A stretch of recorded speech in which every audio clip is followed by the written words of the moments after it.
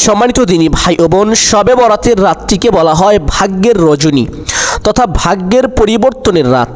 এই রাতে যদি কারো ভাগ্য পরিবর্তন হয়, দোয়া দুরুদের মাধ্যমে, জিকির আজগারের মাধ্যমে, ভালো আমলের মাধ্যমে ভাগ্য পরিবর্তন করা হয়, আগামী একটি বছর তারা সুখ শান্তিতে থাকতে পারেন, তাদের কামাই রুজিতে বরকত দান করা হয়। কিন্তু 15 শ্রেণীর ব্যক্তির দোয়া এই রাতেও কবুল করা হবে না।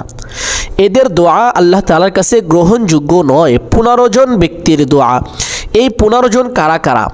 এই 15টি গুণ বা দোষ আপনার ভিতরে আছে কিনা, বা থাকলে করণীয় কি, এই বিষয় নিয়ে আজকে আলোচনা করব ইনশাআল্লাহ। সম্মানিত দিনী ভাই বোন, যাদের মাঝে এই 15টি দোষ বা গুণ পাওয়া যাবে, তারা কিভাবে প্রস্তুতি গ্রহণ করবেন বা কিভাবে শবে বরাতের আগেই আপনারা নিজের গুনাহকে ক্ষমা করিয়ে নিয়ে শবে বরাতের রাত্রে আল্লাহ পাক রব্বুল আলামিনের দরবারে আপনি হাজির হতে পারবেন। সম্মানিত দিনী ভাই বোন, যে সকল 15 শ্রেণীর ব্যক্তির দোয়া কবুল করা হবে না, তাদের মধ্যে সর্বপ্রথম যাদের নাম রয়েছে, 1 নাম্বার হলো মুশরিক। মুশরিকের দোয়া এই রাতেও কবুল করা হবে না। সম্মানিত দিনী ভাই বোন, এখন আমাদের জানার বিষয় হলো মুশরিক কারা। আমরা অল্প সময়ের মধ্যে প্রত্যেকটি বিষয় জেনে নিব ইনশাআল্লাহ। মুশরিক হলো তারা যারা আল্লাহ পাক রব্বুল আলামিনের কাছে আল্লাহ পাক রব্বুল আলামিনের সঙ্গে শিরিক করেছেন।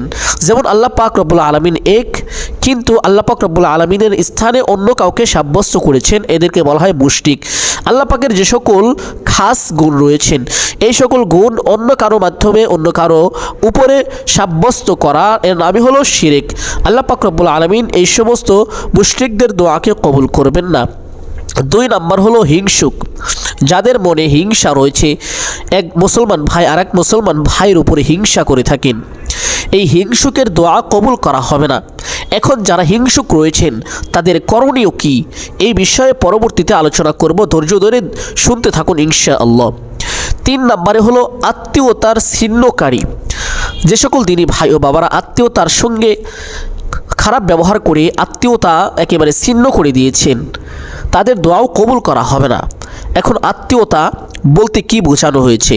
আপনার রক্তের সম্পর্কের যে সকল আত্মীয় রয়েছে, যেমন বন্ধু বান্ধব, এগুলোর সাথে ছিন্ন করলে এখানে ধর্তব্য নয়।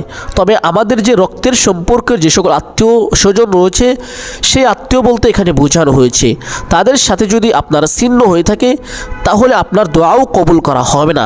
4 নম্বরে হলো টাকনুর নিচে পায়জামা বা লুঙ্গি পরিধানকারী। যে সকল দিনী ভাই ও বাবারা টাকনুর নিচে পায়জামা বা লুঙ্গি পরে থাকেন, আপনাদের দোয়া এই রাতে কবুল করা হবে না। 5 নাম্বার যেই ব্যক্তির কথা বলা হয়েছে, মাতা পিতার অবাধ্য সন্তান বা সন্ততি। সম্মানিত দিনী ভাই ও বোনেরা, যে সকল ভাই ও বোনেরা রয়েছেন মা বাবার অবাধ্য, মা বাবার কথা শোনে না, মা বাবা আপনাদের উপর অসন্তুষ্টি, আপনাদের দোয়াও এই রাতে কবুল করা হবে না। তবে এর করণীয় কি আমি পরে বলে দিব ইনশাআল্লাহ। 6 নম্বরে যে ব্যক্তির কথা বলা হয়েছে, মদ্যপায় ব্যক্তি, যারা মদ পান করেন, মদ পানকারীর দোয়াও এই রাতে কবুল করা হবে না। 7 নম্বর যে ব্যক্তির কথা বলা হয়েছে, ব্যভিচারকারী ও ব্যভিচারকারিণী। যে সকল পুরুষ ও মহিলা জেনা করেন, তাদের দোয়াও কবুল করা হবে না। তবে আপনাদের করণীয় কি, এই বিষয় নিয়েও আলোচনা করা হবে ইনশাআল্লাহ। 8 নম্বর যেই ব্যক্তির কথা বলা হয়েছে, অন্যায়ভাবে হত্যাকারী। অন্যায়ভাবে যারা মানুষকে হত্যা করে থাকে, তাদের দোয়াও কবুল করা হবে না। 9 নম্বর যেই ব্যক্তির কথা বলা হয়েছে, অন্যায়ভাবে কর আদায় করা। যে ব্যক্তি অন্যায়ভাবে অন্য মানুষের জমি দখল করেছেন, তাদের দোয়াও কিন্তু কবুল করা হবে না। তবে করণীয় কি, সে বিষয় নিয়েও আলোচনা করা হবে ইনশাআল্লাহ। 10 নম্বরে জাদু টোনার পেশা গ্রহণকারী। যারা জাদু টোনার কাজ করেন, জাদু টোনার পেশা গ্রহণ করেছেন, তাদের দোয়াও কবুল করা হবে না। 11 নম্বরে গণকের দোয়াও কবুল করা হবে না। যারা গণনা করে থাকেন এবং যারা গণনা করান, উভয়ের দোয়া কিন্তু কবুল করা হবে না। 12 নম্বরে বাদ্যবাজনায় অভ্যস্তকারী। যারা গান বাজনায় সবসময় লিপ্ত থাকেন, তাদের দোয়াও কিন্তু কবুল করা হবে না। 13 নম্বরে ফিতনাবাজ। যারা সমাজের মধ্যে ফিতনা তৈরি করেন, মানুষের মধ্যে ঝামেলা তৈরি করেন, তাদের দোয়াও এই রাতে কবুল করা হবে না। 14 নম্বর ফটো অঙ্কনকারী। যারা বিভিন্ন ফটো, মানুষের ছবি, বিভিন্ন প্রাণীর ছবি অঙ্কন করে থাকেন, তাদের দোয়া এই বিশেষ রাতে কবুল করা হবে না। 15 নম্বর, যে ব্যক্তি নিন্দুক, যারা মানুষকে নিন্দা করেন, তাদের দোয়াও কিন্তু এই বিশেষ রাতে কবুল করা হবে না। এখন আমরা জানব এই সমস্ত পাপের মধ্যে যারা লিপ্ত ছিলেন তাদের জন্য করণীয় কি। সম্মানিত দিনী ভাই ও বোন, প্রথম হলো মুশরিক, যারা আল্লাহ পাকের সঙ্গে শিরিক করেছেন, তাদের জন্য করণীয় কি এই বিষয়ে আমরা আগে জানব। মুশরিকের জন্য করণীয় হলো গোসল করে পবিত্রতা অর্জন করে একটি পবিত্র স্থানে বসে প্রথমে কয়েকবার দুরূদ পাঠ করিবে। রাসূলুল্লাহ সাল্লাল্লাহু আলাইহি ওয়াসাল্লামের শানে কয়েকবার দুরূদ পাঠ করার পরে আল্লাহ পাক রব্বুল আলামিনের নিকট একনিষ্ঠভাবে ইস্তিগফার পাঠ করিবেন। আস্তাগফিরুল্লাহ আস্তাগফিরুল্লাহ, এইভাবে কয়েকবার ইস্তিগফার পাঠ করিবেন। ইস্তিগফার পাঠ করার পরে কালেমায়ে শাহাদাত পাঠ করিবেন পরিপূর্ণ বিশ্বাসের সাথে। অতঃপর আল্লাহ পাক রব্বুল আলামিনের নিকট দোয়া প্রার্থনা করবেন, আল্লাহ চাইলে আপনাকে ক্ষমা করে দিবেন। 2 নম্বর হলো হিংসুক। হিংসুকের জন্য করণীয় হলো, যে সকল দিনী ভাই ও বোনেরা রয়েছেন হিংসুক, আপনি যার সঙ্গে হিংসা করেন, আপনার হিংসা যদি প্রকাশ্যে হয় আর সেই প্রকাশ্যে হিংসা করার কারণে যদি সে কষ্ট পেয়ে থাকে, তাহলে তার কাছে ক্ষমা চেয়ে নেবেন। আর যদি আপনার হিংসা যদি গোপনে হয়, সে যদি বুঝতে না পারে আপনি যার কাছে বা যার জন্য হিংসা করেন, সে যদি বুঝতে না পারেন, কষ্ট না পেয়ে থাকেন, তাহলে আপনি আপনার মন থেকে হিংসাটা বিদায় করে দিবেন, উঠিয়ে ফেলবেন। 3 নম্বরে হলো আত্মীয়তা ছিন্নকারী। যে সকল দিনী ভাই ও বোনেরা আত্মীয়তার সঙ্গে খারাপ ব্যবহারের কারণে, বিভিন্ন ঝামেলার কারণে আত্মীয়তা ছিন্ন করেছেন, তারা শবে বরাতের রাত্রি শুরু হওয়ার আগেই তাদের সঙ্গে ভালো ব্যবহার করে আত্মীয়তার সম্পর্ক আবার বজায় নেবেন। তাহলেই আপনাদের আমল বা আপনাদের ইবাদত আল্লাহ পাকের কাছে গ্রহণযোগ্য হবে, কবুল হবে। 4 নম্বর হলো যারা টাকনুর নিচে পায়জামা বা লুঙ্গি পরেন। সম্মানিত দিনী ভাই বোন, এই অভ্যাসটি যদি আপনি ইচ্ছাকৃতভাবেই করে থাকেন, তাহলে অবশ্যই আপনাকে তাওবা ইস্তেগফার করে আল্লাহ পাক রব্বুল আলামিনের কাছে ক্ষমা চাইতে হবে। আর যদি অনিচ্ছাকৃতভাবে মনের অজান্তেই কোনো সময় হয়ে থাকে, তাহলে সেটি সমস্যা নেই, যদি আপনি বুঝতে পারেন তাহলে তাওবা করে নেবেন। 5 নম্বরে হলো মাতা পিতার অবাধ্য সন্তান বা সন্ততি। আপনারা কি করবেন? এই পাপটি যারা করেছেন, আপনার মাতা পিতার অবাধ্য যারা হয়েছেন, তাদের জন্য করণীয় হলো আপনার পিতামাতার সঙ্গে ভালো ব্যবহার করে আগের মতো তাদের বাধ্য হয়ে যাওয়া বা মিটমাট করে নেওয়া। 6 নম্বর হলো যারা মদ পান করেন। মদ পানকারীর দোয়াও এই বিশেষ রাতে কবুল করা হবে না। এই রাত্রি শুরু হওয়ার পূর্বেই দোয়া ইস্তেগফার দুরূদ পাঠ করে আল্লাহ পাকের কাছে ক্ষমা চেয়ে নিতে হবে। 7 নম্বরে হলো ব্যভিচারী বা ব্যভিচারকারিণী, ব্যভিচার পুরুষ এবং ব্যভিচারিণী মহিলা। আপনারাও এই রাত্রি শুরু হওয়ার পূর্বে আল্লাহ পাক রব্বুল আলামিনের কাছে দোয়া ইস্তেগফার পড়ে ক্ষমা চেয়ে নেবেন। 8 নম্বর হলো অন্যায়ভাবে হত্যাকারী। যারা অন্যায়ভাবে হত্যা করেছেন, তারা কিভাবে কি করবেন?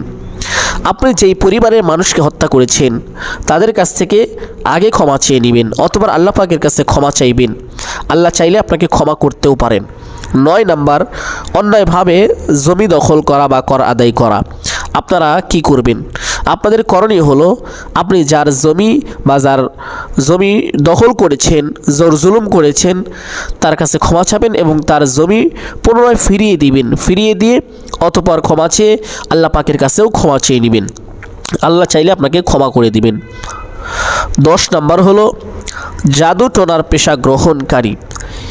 এই বড় একটি পাপের মধ্যে যারা লিপ্ত আছেন, তারা কি করবেন? তাদের জন্য করণীয় হলো শবে বরাতের রাত্রি আরম্ভ হওয়ার পূর্বেই জাদু টোনা একেবারে ধুয়ে মুছে আপনার থেকে ফেলে দিতে হবে। তওবা ইস্তেগফার পরে এগুলোকে একেবারে ছেড়ে দিতে হবে। অতঃপর শবে বরাতের রাত্রিতে আপনার ইবাদত, আপনার দোয়া আল্লাহ পাকের কাছে গ্রহণযোগ্য হবে। 11 নম্বর হলো গণক।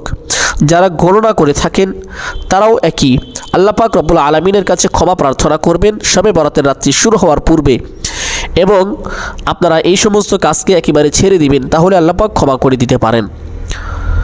12 নম্বর হলো যারা বাদ্য বাজনায় অভ্যস্ত, গান বাজনায় সবসময় লিপ্ত থাকেন এমন ব্যক্তি, আপনাদের জন্য একই ফায়সালা, গান বাজনা একেবারে ছেড়ে দিতে হবে। ছেড়ে দিয়ে তওবা ইস্তেগফার করে আল্লাহ পাক রব্বুল আলামিনের নিকট আপনাকে পবিত্র হয়ে উপস্থিত হতে হবে।